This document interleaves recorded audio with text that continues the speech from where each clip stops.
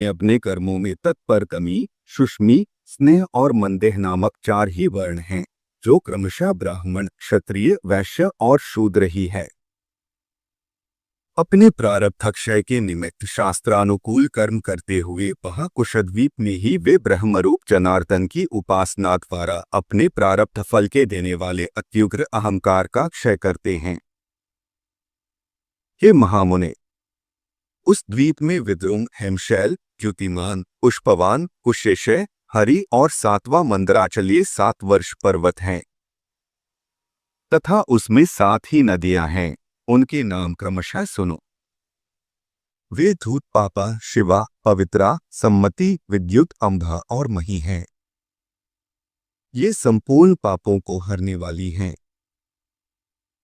वहाँ और भी सहस्रों छोटी छोटी नदियां और पर्वत हैं। कुशद्वीप में एक कुश का झाड़ है, उसी के कारण इसका यह नाम पड़ा है। यह द्वीप अपने ही बराबर विस्तार वाले घी के समुद्र से घिरा हुआ है और वह घृत समुद्र क्रौंच द्वीप से परिवेष्टित है। हे महाभाग, अब इसके अगले क्रौंच नामक महाद्वीप के विषय में सुनो, जिसका विस्तार कुशद्वीप से दूना है। क्रौंच द्वीप में महात्मा द्युतिमान के जो पुत्र थे, उनके नामानुसार ही महाराज द्युतिमान ने उनके वर्षों के नाम रखे। हे मुने, उसके कुशल, मंदक, उष्ण, पीवर, अंधकारक, मुनि और दुंदुक ये 7 पुत्र थे। वहां भी देवता और गंधर्वों से सेवित अति मनोहर 7 वर्ष पर्वत हैं। हे महाबुद्धे, उनके नाम सुनो। उनमें पहला क्रौंच, दूसरा वामन, तीसरा अंधकारक, चौथा घोड़ी के मुख के समान रत्नमय स्वाहिनी पर्वत, 5वां दिवावृत, 6ठा पुंडरीकवान और 7वां महापर्वत दुंदुकी है। वे द्वीप परस्पर एक दूसरे से दूने हैं और उन्हीं की भांति उनके पर्वत भी उत्तरोत्तर द्विगुण है।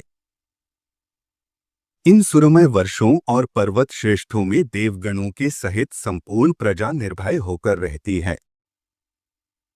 हे महामुनि, वहां के ब्राह्मण, क्षत्रिय, वैश्य और शूद्र क्रम से पुष्कर, पुष्कल, धन्य और तिष्य कहलाते हैं। हे मैत्रेय, वहां जिनका जल पान किया जाता है, उन नदियों का विवरण सुनो। उस द्वीप में 7 प्रधान तथा अन्य सैकड़ों क्षुद्र नदियां हैं। वे 7 वर्षंदिया गौरी, कुमुद्रती, संध्या, रात्रि, मनोजवा, शांति और पुंडरीका हैं।